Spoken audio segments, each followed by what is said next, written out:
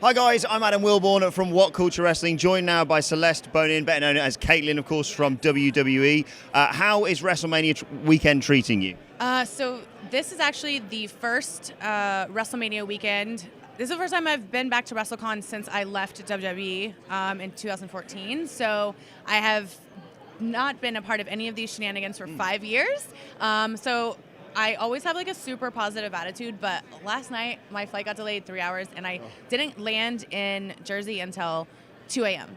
So, but there's like all this positive energy. So I got no sleep, but today has been like super dope, and like fans, the love runs so deep. Like, because I really haven't been in wrestling for so long, except for the Mae Young Classic, and so it's just really cool to meet, a ton of people that were, fans of me a long time ago. So you mentioned meeting fans there as well, but it's also about meeting, former people you used to be across the ring from, friends, etc. Is that not nice? Like 5 years out of the industry. It's such a crazy, it's not crazy, but it's such a tight bond, like brotherhood, sisterhood, when you work, when you're in the same profession as these people, and whether you've been in whether you've been in WWE together or some other promotion, like it's just this really weird, like mutual respect you have for each other, because it's like, this shit is fucking hard. Sorry, can I cuss? But you have to now. So it's really cool, and I rarely have a chance to see a lot of these people because they live. People that are still actively wrestling, and they're traveling all over the place. So it gives me a chance to see people I haven't seen in a long time. And but everyone's always crazy. That I have a crazy schedule. Everybody else does. So I doubt I'll get to see everybody I want to see, but I will get to see, a good amount of people. So I mentioned at the start, it's WrestleMania weekend. Of course, the main event of WrestleMania is a women's triple threat. Yes. You were one of the catalysts for the women being recognized as the talented people they are, as opposed to the history we've seen in WWE or WWF. How does it feel to see three women main eventing WrestleMania, and also see them main eventing WrestleMania on merit? It's like when you said it, like I got chills a little bit. So I have my differences with my experience that I had with WWE was individual to me, and my love also runs very deep for professional wrestling, and it just makes me really happy to see like the leaps and bounds that women have made in the last 5 years, and to know that like everything that was the catalyst for this to happen wasn't a waste. It wasn't in vain, and so the women just took it and ran with the opportunity, and it's so cool that you can actually say that like they earned this main event spot, and people are excited to see it. Yeah, exactly. I mean, this has been built for Survivor Series since basically this main event, and the reason why I say on merit is because there was a talk of Charlotte Ronda main event in WrestleMania 35 anyway, after Ronda's breakout performance at last year's WrestleMania. But not only those two, but obviously, of course, Becky Lynch has driven intrigue in this match. So more than it's not just we're just putting WWE's arguably best female wrestler up against a transferring MMA athlete. These three have made a fascinating storyline as well. So there's so much because for a storyline to be good, you have to have people emotionally invested in the story and like in the characters, and they are so passionate about what they're doing. Like it shows, and they absolutely deserve like everything that they've earned and main eventing. And arguably, this isn't the end of the women's revolution. It is just the beginning. What does the future hold? What other things are possible? We've seen them, main event pay-per-views, as I said, now main event WrestleMania. They're really breaking down barriers. They're literally like, there's no glass ceiling anymore. Like I think that there's going to be just, they've accomplished all these amazing things. They're going to start setting new records and stuff that men haven't even done. So they're like, the sky's the limit, and the women. All women are incredibly powerful, but especially these women specifically are trailblazers, and I like to like watch it as like a fan, you know what I mean? Just because I really appreciate, and because I've also lived on the other side of it, and I know how hard of a life it can be, and how emotionally and physically taxing it is. You talk about them being trailblazers now. When you were growing up and looking to get into the industry, who are your sort of inspirations?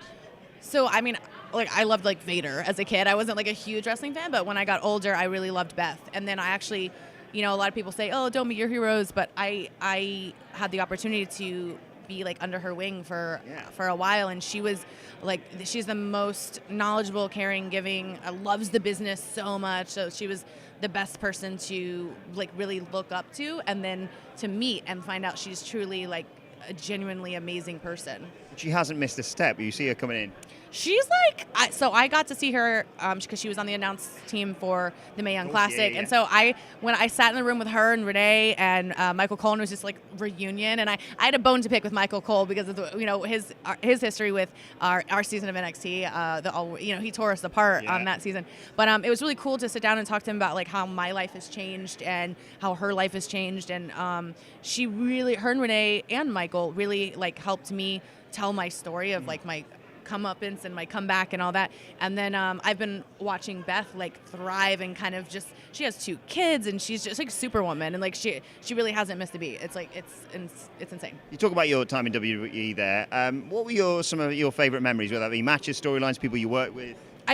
Anything I did with AJ was always like, well, my storyline with Eve, and when I won the title from Eve was really like where I started to be able to express myself and kind of develop like who I was and my signature, and so Eve helped really bring that out in me. And then to take it to the next level, when I had my storyline with AJ, we were the best of friends, and so when you have like a really good chemistry with someone, you just can do good work because you love it. It's so passionate, and you can, if need be, you can beat the crap out of each other. Yes, and sometimes you have to, because we traveled on the road together, so there was frustrations for sure.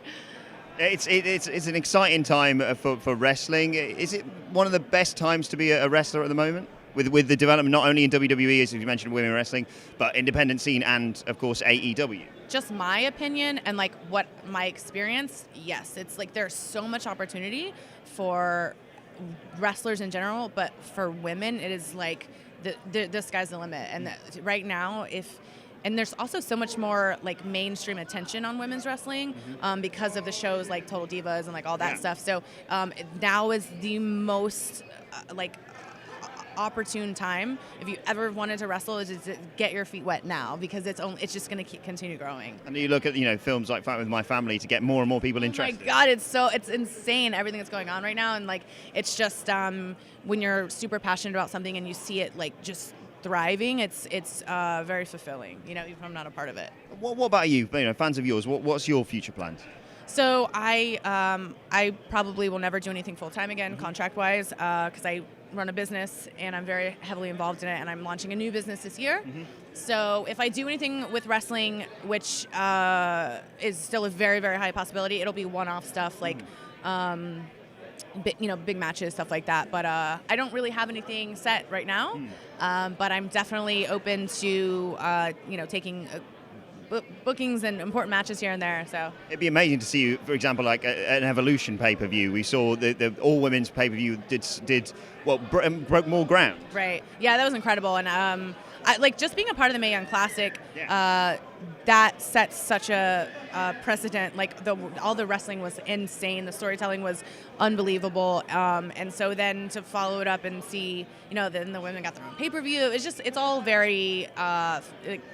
I'm very satisfied, with everything that's happening right now. Final question for you, asking literally everyone we speak to here at WrestleCon this same question. The Hulk Hogan movie is in the making right now. If someone was to play Celeste Bonin in a film about your life, who would it be? Who do I love? I don't know. Either like maybe Mila Kunis, or and she looks nothing like me. I just love her. Kristen Wiig. Nice. She's just hilarious, and I think that might be it. Maybe like a hybrid of those two. Yeah, they can play the 2 different parts of your career. Yes. I like that. Celeste, absolute pleasure to chat to you. Thank you so much for chatting to WhatCulture Wrestling today. I missed your last question, but I don't know. Thank you. No, just saying thank you. No, thank you very much. Hi guys, I'm Adam Wilborn from WhatCulture, and if you're a fan of what you've just seen, then make sure you subscribe to WhatCulture Wrestling on either iTunes, Spotify, or wherever you get your podcasts for daily wrestling podcasts, where we not only review Monday Night Raw and SmackDown Live, we also discuss the events before and after of pay-per-views. We have roundtable discussions discussing burning wrestling issues, interviews, and a roundup of of the week, complete with a bloody good quiz, of course, on WrestleCulture. Thanks for watching. I've been Adam from WhatCulture, and I'll see you soon.